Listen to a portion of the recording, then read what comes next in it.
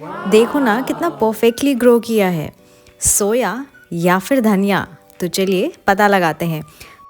आज हम दो लीफी वेजिटेबल ग्रो करने वाले हैं। एक हर्ब है और एक लीफी वेजिटेबल है।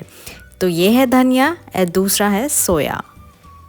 जो सोया मेथी में सोया होता है ना, वो ये है। ये एक तरीके का हर्ब है जो ज़्यादातर फ्लेवर्स और अरोमा में यूज़ करते हैं, जैसे कि सैलड्स में, सूप्स में, पिकल्स में एंड स्ट्यू में।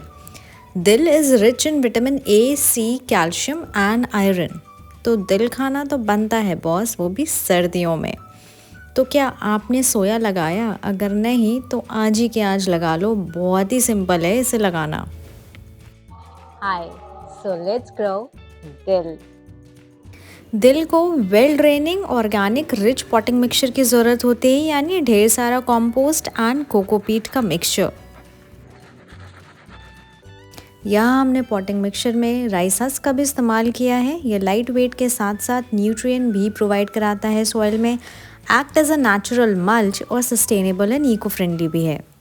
तो यहाँ पे मैंने पॉटिंग मिक्सचर रेडी कर लिया है राइस हस्क के साथ। नाउ लेट्स ग्रो सोया।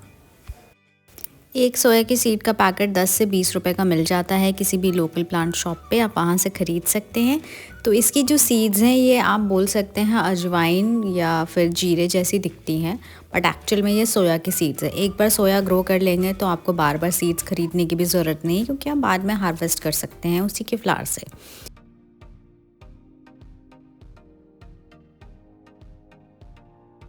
जैसे हम मेथी ग्रो करते हैं बस स्प्रिंकल कर देते हैं, या धनिया, सेम हम सोया की भी सीड्स ऐसे ही स्प्रिंकल कर देंगे और एक पतली सी लेयर हम इस पर कोकोपीट या हमारी सेम पॉटिंग मिक्सचर की डाल देंगे।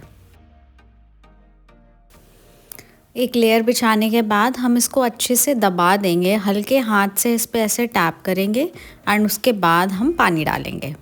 अब बारी है कोरिएंडर को ग्रो करने की। कोरिएंडर का भी प्रोसेस सेम है, चाहे आप रो बना के डालिए या फिर ऐसे स्प्रिंकल कर दीजिए। दोनों टेक्निक से धनिया बहुत अच्छा ग्रो होता है, सो आप कोई भी अप्लाई कर सकते हैं।